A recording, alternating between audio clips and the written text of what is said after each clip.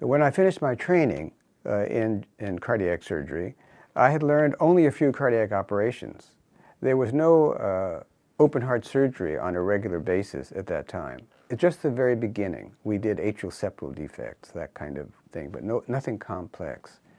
The major breakthroughs that occurred in cardiac surgery in the mid-50s was an understanding of the basic anatomy of congenital heart defects, because they were quite complicated, and understanding the anatomy, and then addressing the pathological issues as they presented. For example, the cardiac valves. They had never been looked at as something that could be manipulated. They were only observed passively. So now we had the opportunity to actually manipulate diseased parts of the heart, and it was a whole new field to be worked out. The life people saw with valve disease, heart valve disease of the heart, was not a good one. And it was almost guaranteed death, and a slow death over years. Now, up to that point, up until 1960, there were no artificial valves that could be used to replace a diseased valve. So, but we were beginning to operate on diseased valves, and some of them could be repaired.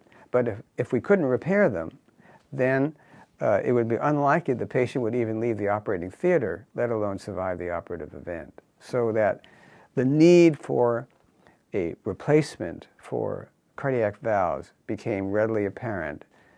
We obviously needed engineering assistance, and Lowell Edwards was a retired engineer here in Portland who came to me with the idea of working together on an artificial heart. And I said, Lowell, we don't even have an artificial valve, let alone an artificial heart. So why don't we work on the valves, just on the heart, just one valve at a time. And when we had all the valves, then we'll do the heart. And he said, fine. And so we began a collaboration, and we discussed the materials that we might use and how it would be fixed to the patient's own tissue, and what the requirements would be from a biological point of view, and what kind of materials were suitable for implantation at that time. And then with his knowledge of hydraulics, he could convert that information to an implantable device. In the beginning of open heart surgery, almost every team had an animal laboratory. And many of the operations were tried out in experimental animals, usually dogs. And so we went through many implantable devices in animals, and finally had a kennel full of dogs quite happy having had mitral valve replacement. The chief of cardiology visited the animal lab in the summer of 1960 and saw all these happy animals, and said he had patients in the operating room desperately in need of artificial valves, and can we start the clinical program immediately? I felt it was too soon. I wanted to follow these dogs for a long period of time, see how durable the valves were and so on. But because of the urgency of the situation and his prompting, we did start a clinical program in August of 1960, and did our first patient at that time who had 2 previous mitral surgeries. And the surgery turned out to be much easier than it was on the experimental animals.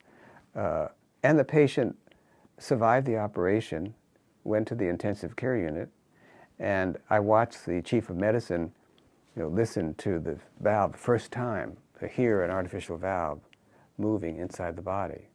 And he said, "Great job, Al," and left. And that evening, the patient died of a complication that we now could easily avoid. It was a complication of air embolism, but it proved that you could do the operation. And the next case was done shortly after that in September. He was a truck dispatcher who had 2 previous operations.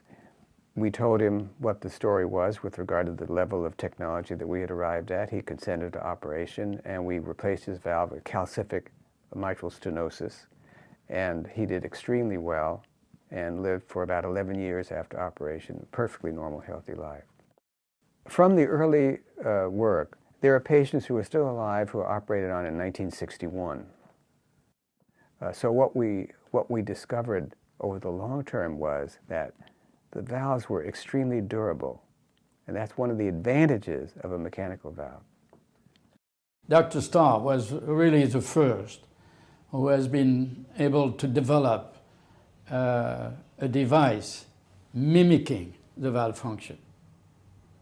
He didn't try to mimic the valve geometry.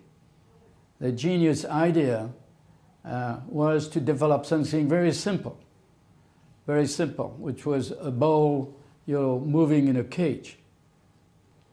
So this was a very simple mechanism, and this is why it worked. Other people had tried to copy the valve itself using plastic material, fabric, etc., and it didn't work. Whereas Dr. Starr should be recognized as the leader and the father of valve surgery. Historically, patients who had narrowed valves, or valves that leaked and let blood go backwards instead of forward in the heart, those patients were doomed. The life history, the natural history of valve disease has been known for 100 years and had not changed for hundreds of years since the history of medicine until Dr. Starr stepped in. Because heart surgery, valve replacement, valve repair is the only way to give people back a life. He's a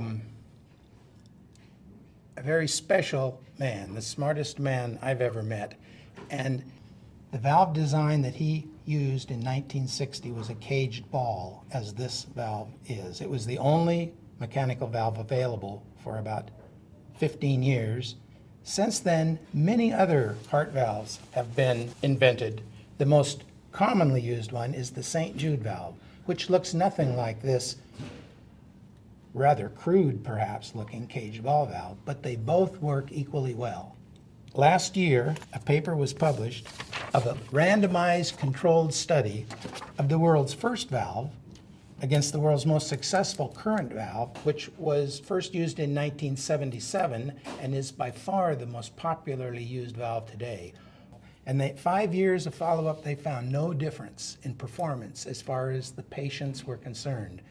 Now, what other 1960 technology, medical device could stand up against today's latest technology and be equally well effective? So to me, that's a sign of his genius. Not only did he begin the industry, but the very device that he began it with is still arguably as good as has been made in the 47 years since then.